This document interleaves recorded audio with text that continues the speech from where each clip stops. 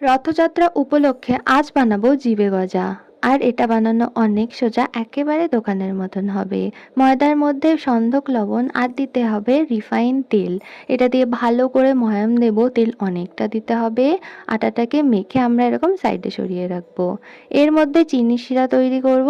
একতার হওয়ার একটু আগে অবধি চিনি শিরাটাকে বন্ধ করে রাখবো। এখন বড় বড় রুটি বেলতে হবে। এখানে না আমি অ্যারারুট দিয়ে বেলেছি, অনেকটা পাতলা বেলতে হবে। তার উপর তেল, অ্যারারুটের মালিশ, তারপর আবার পাতলা রুটি দিয়ে এরকম 6টা বা 8টা দিতে হবে। এরকমভাবে দেখুন মুড়িয়ে নিয়ে কেটে নিলেই কিন্তু গজাগুলো তৈরি। একটুখানি পাতলা করে শেপ করে নিয়ে এখন তেলটাকে হালকা গরম করে দুদিক থেকে ভাজা ভাজা করব। এটা কিন্তু খুলে যাবে। আর এটাকে ভেজেই আমরা চিনি শিরার মধ্যে দিয়ে দেব। চিনি শিরার মধ্যে কয়েক সেকেন্ড রেখেই তুলে নিতে হবে, নয়তো কিন্তু নরম হয়ে যাবে। একবার নিশ্চয়ই ট্রাই করবেন এই বছর।